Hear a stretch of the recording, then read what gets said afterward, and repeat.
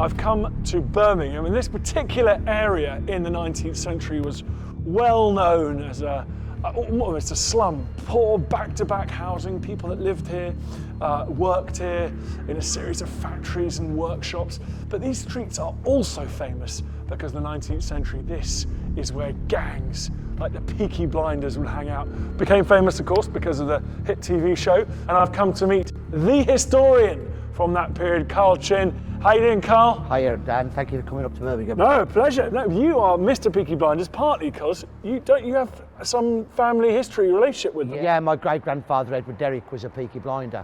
The term comes into use in the late 19th century for members of slogging gangs, but by the late 1890s, it's got a wider connotation, Dan, like hooligan in London, for violent men, whether or not they're in a gang. And unfortunately, my great-grandfather was such a violent man. He got done for assaulting the police and for assaults on other people. He was also a petty thief. On one occasion, he got arrested for stealing a side of bacon from outside of Port Butcher's. But he was also a wife beater, and he used to brutally abuse my great-grandmother Ada. Brutally abuse her. And so badly was she attacked by him that she would often run next door to old Mother Carey's house with her daughter, my grandmother Maisie, to hide from him because he wouldn't go in that house. She got 5 big sons, old Mother Carey. So he was an unsavoury and reprehensible man. Well, you're here to tell me a bit more about these unsavoury, reprehensible people. These are the streets on which they lived and worked and fought. They are the streets indeed. All around the old parts of Birmingham, Digbeth, Derry's End, Bordsley, Highgate, Aston, Ladywood, all those older parts of Birmingham where the gangs really ruled as a reign of the ruffian for 30 odd years.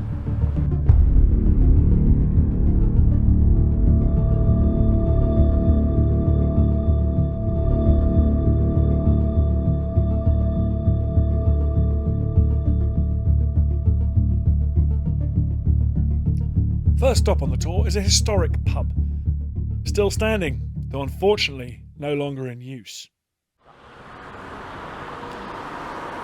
So this pub's been here for a while? Yeah, it has been here for a while. It's called the Rainbow. It's on the corner of Adley Street and High Street, Bordsley. And Dan, this is the pub that is deeply connected with the use, for the first time in the press, of that dreaded term, Peaky Blinders. You're kidding? No. So what this is where it all happened was, begins? yeah, this is where it begins. Now, the term has probably been used on the street before, Dan. Okay. But it's the first time it's been used in the press. March the 23rd, 1890, a young man called George Eastwood goes into that bar. It's a long bar, and it's a big room. Got a couple of small rooms at the back. And he's drinking a ginger beer. And he comes to the street just over there. Okay. He's a teetotaler. Fair enough. But he's having his quiet drink this Saturday night. And according to the Birmingham Mail on the Monday, 3 men with evil reputations went into the bar. One of them was called Thomas Mucklow. Another one is his brother-in-law, George Groom. They come out to this street, and there's a third man unknown. And they start to insult poor George for drinking a ginger beer. Yeah. And Mucklow pushes him and says, "What you're drinking that tack for? What you're drinking that rubbish for?" And there's a bit of argy-bargy, and he dies down. And according to the newspapers, about 11:15, George is left on his own in the pub. Mucklow, Groom and the unknown man leave. Now, they come out to that door and they disappear. 15 minutes later, George was thinking it's safe to come home. To get home, he's got to come out the pub, as we've just done now, walk along this street, underneath these 2 viaducts, and turn right up there, Dan. Okay. He never makes it. Oh. They come out of the darkness and they shout at him and chase him. He's got to be petrified. He starts to run. Right here, All along here he's running. It's all dark. Don't forget there have been workshops, factories, back-to-back houses all around here. And he's running. Now they get him and brutally assault him under one of these 2 viaducts. I think it's this viaduct, Dan. And the reason I think it's this one is that he manages to get up off the floor and run down the next street. He wouldn't have been able to do that from the far viaducts. So Mucklow is shouting, "Give it to him hot, lads." Groom then punches him. He goes down. They start kicking him about the street. Steel-toe cap boots. And then Groom takes off his most feared weapon, his belt. Wrap the belt around the wrist, leaving about 8 inches. Yeah. Buckle the belt, heavy metal bolt. And then they slashed him and slashed him. Somehow, Dan, it's got to be fear. He jumps up and he runs down this street. Now, over there now an industrial setting, was the back of a small school with a playground on the left. George has got to be in fear of his life. He jumps over the playground wall, runs through the playground, jumps over the far wall, turns left, bangs on the door of the first house. Mr. Turner must have been a kind man, let him in. By all accounts, for the next hour or so, Groom, Mucklow, the unknown man, are bawling and shouting outside, send him out, we're going to kill him. Eventually the police come, they run off. Mucklow's the only one who is arrested. 9 months hard labour. Groom gets away with it, so does the unknown man. Monday in the Birmingham Mail, it says this terrible attack was carried out by the gang of Peaky Blinders. And why? Where do they get that name from? Well, the story is it's because they would put disposable safety razor blades into the peak of their caps and use them to slash across the forehead, hence causing blood to go in the eyes to blind them. The real story is much simpler than that. First of all, disposable safety razor blades were not patented by King Gillette in America until the early 20th century. They weren't sold in great numbers in England till just before the First World War, by which time the gangs had gone. Secondly, they couldn't afford these razor blades, they were too expensive. Thirdly, they didn't need them. They used their boots, their belts, they used knives, they used stones and bricks. And fourthly, it's not feasible. Because if I go to take the cap off like that, what am I going to do to my own fingers? Yeah. Cut them. If I go to the back, I've opened up my body to be smacked, haven't I? The real reason they're called Peaky Blinders, Dan. What's the peak of the cap doing? Oh, it's blinding you in one eye. Yes, that's the fashion. It's just a jaunty way of wearing it. Yes, they had close cropped hair and lots of them had a quiff on the one side. A quiff. So they like to show the quiff off. We've all been there.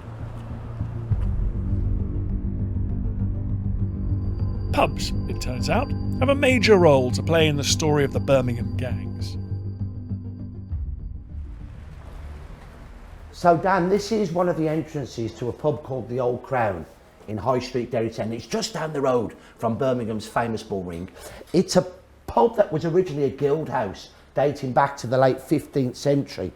And why I've brought you here, it's one of the few remaining landmarks around here that would have been part of the landscape of the real Peaky Blinders and their predecessors, the slogging gangs of the late 19th and turn of the 20th centuries. And all around here, Dan, there were street gangs. Over there was the Barford Street Gang, one of the first slogging gangs in Birmingham. Up there towards the Bull Ring, the Park Street Gang. Selfridges now overlooks that street. 4 streets down was Milk Street. The Milk Street Gang and the Park Street Gang had a feud for over 30 years in which young men were killed. These gangs were vicious, they were violent, and they were vile. What role did a pub like this play? Was it sort of neutral territory, or did different gangs have different pubs? Different gangs did have different pubs. Not a pub like this one because it's on the main road, but the back street pubs were usually the headquarters of a certain street gangs. Sometimes there was a coffee house as well that would be frequented by the gangs, but most of the time they were out on the street, Dan. That's why they were street gangs. So it's changed a lot around here. Yeah, the landscape has changed dramatically. The streetscape is still the same. The streets are still here, but so many of the buildings that would have been around in the late 19th, early 20th centuries have been knocked down, have been cleared. All the back-to-back houses, for example, have gone. Those are the houses in which the poor of Birmingham lived. So the gangs, they were living within metres of where we're standing now. The key thing to understand is the street gangs belonged to a certain street. They were highly localised. So what you've got coming together is a hatred of the police. That's a negative thing, but on a positive side, there's this tremendous loyalty amongst poorer people to their street. They adhere to the street. It's like it belongs to them. In fact, in a society where they have nothing, the street is about the only thing that they own.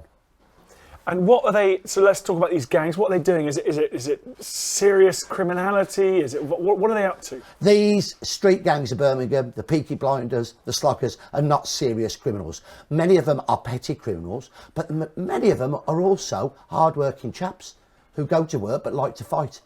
So it's a mixture of rogues and ruffians as well as fighting men. Why do you get this upsurge? Has it always been going on and we only just start learning about it in the late 19th? The gangs emerged, Dan, from my research in the 1860s. And similar gangs emerged in Manchester, Salford, the Scottlers, the street ruffians of parts of London, and the corner boys of Liverpool. Those are the only cities where there are major backstreet gang problems. There's horrible men everywhere, but those are the only places where we have this rampant ruffianism blighting the lives of good people. How does it emerge and why does it emerge? The police forces are new in the 1840s and 50s, and there's lots of young people in the big towns and the cities. There's a different demographic. It's a young population. On a Sunday, the Lord's Day, they gather, these lads do, on wasteland, and they engage in rough sports, and they're playing pitch and toss, throwing pennies against the wall, and whoever got it nearest would chuck them up in the air, and those that came down heads, you would keep. Any left, the next nearest would chuck them up in the wall. There were other coin games that were played. Now, these pitch and toss games, the rough sports, enraged the respectable middle class because it was taking place illegally, but also on the Lord's Day. And so they put pressure on the police to clamp down on the gatherings of young men. That, in my opinion, leads to a reaction. Many of these young men resist the police pressure and form street gangs, and then begins 40 years of backstreet ruffianism. The ongoing battle between the police and the Peaky Blinders often ended up at the Steelhouse Lane lockup. Beautiful part of town, this one. Yeah, this is the Corporation Street area. Corporation Street's over there. It was a new street that was laid out because Joseph Chamberlain, the dynamic mayor of Birmingham, wanted to have a Parisian-style boulevard that would reflect Birmingham's status as the metropolis of the Midlands. In order to get that status, he needed wonderful buildings, mostly terracotta, but it meant, Dan, that lots of poor people were moved out from here, forced out. They had no compensation. One of those new buildings is this one, the lockup. These were the cells for the building next door, the law courts. Perfect. You commit a crime, you're put in the holding cells. Let's go and check it out. Let's go and have a look.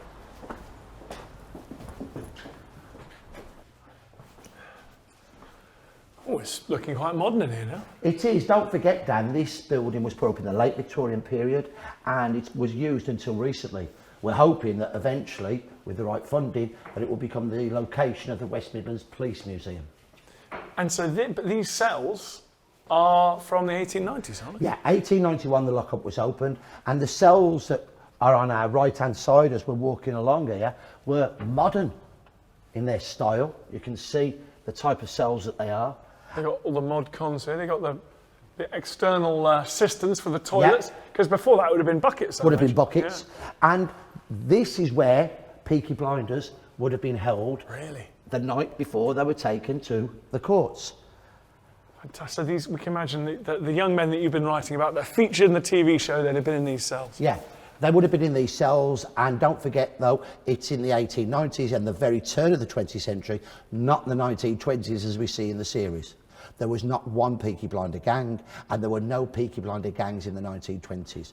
Birmingham was transformed from being one of the most violent cities in England to one of the most law-abiding cities in England. Well, that's an important question. So why is that? Is it because of investment like this, tougher law and order and policing and stuff, or is there other things going on? I think it's interesting, Danny, there's a number of factors coming together, and they're not planned, it's happening organically.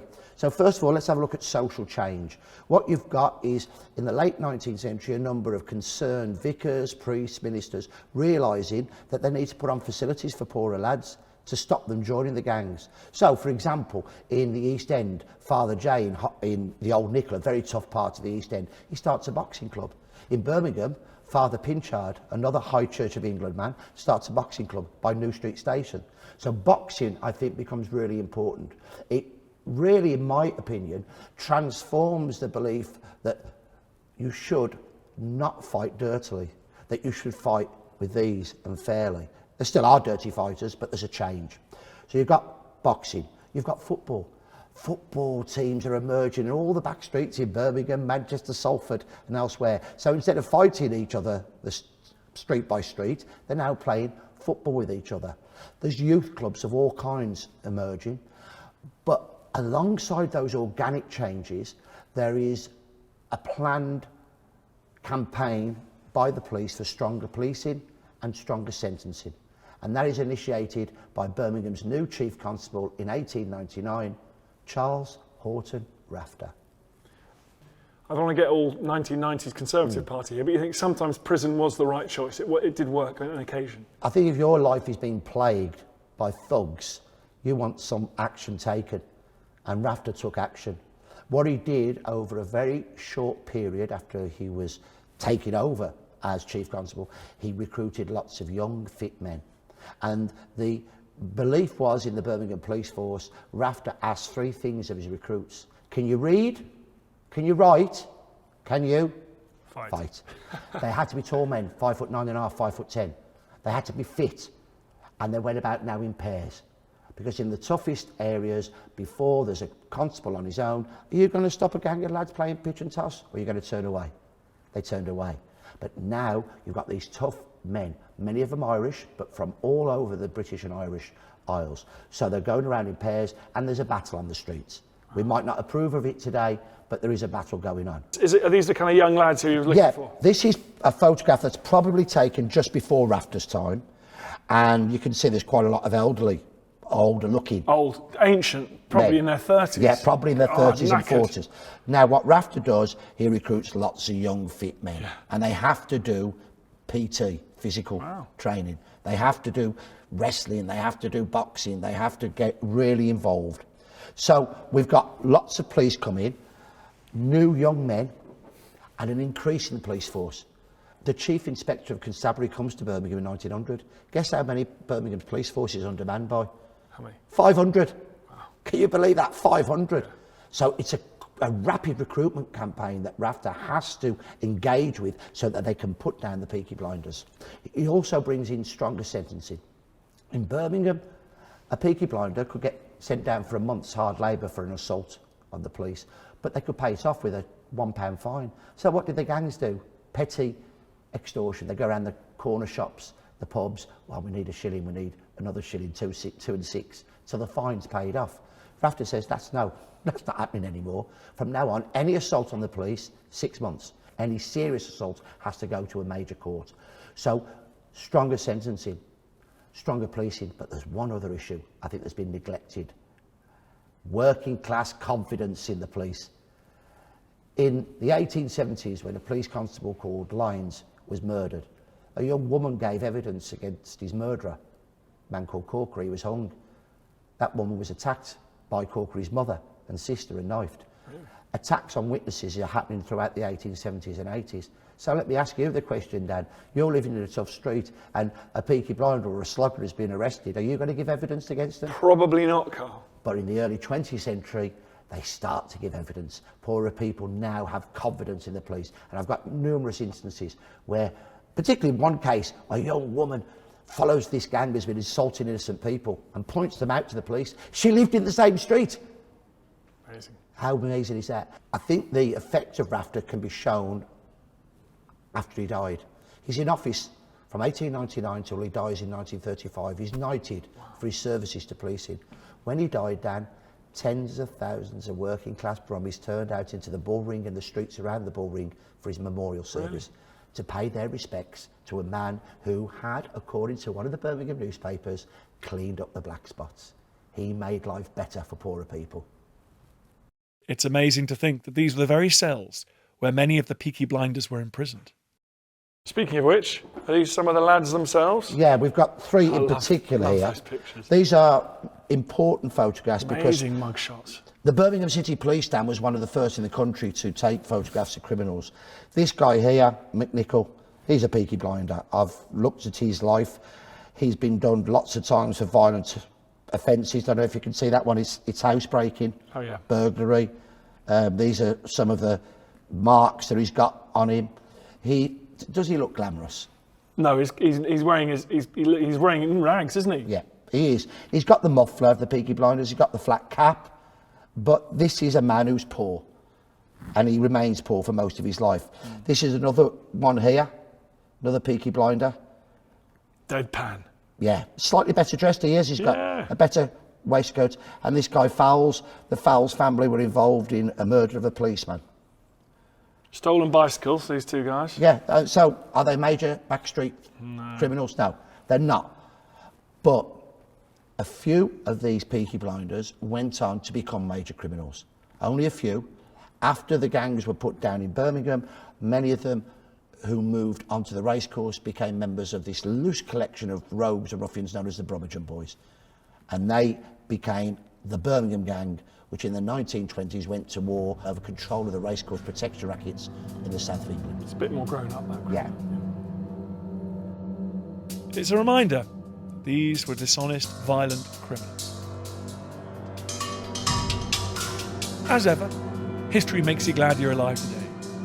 Walking the streets of Birmingham, which are free from those real gangs, leaving us to enjoy the fiction.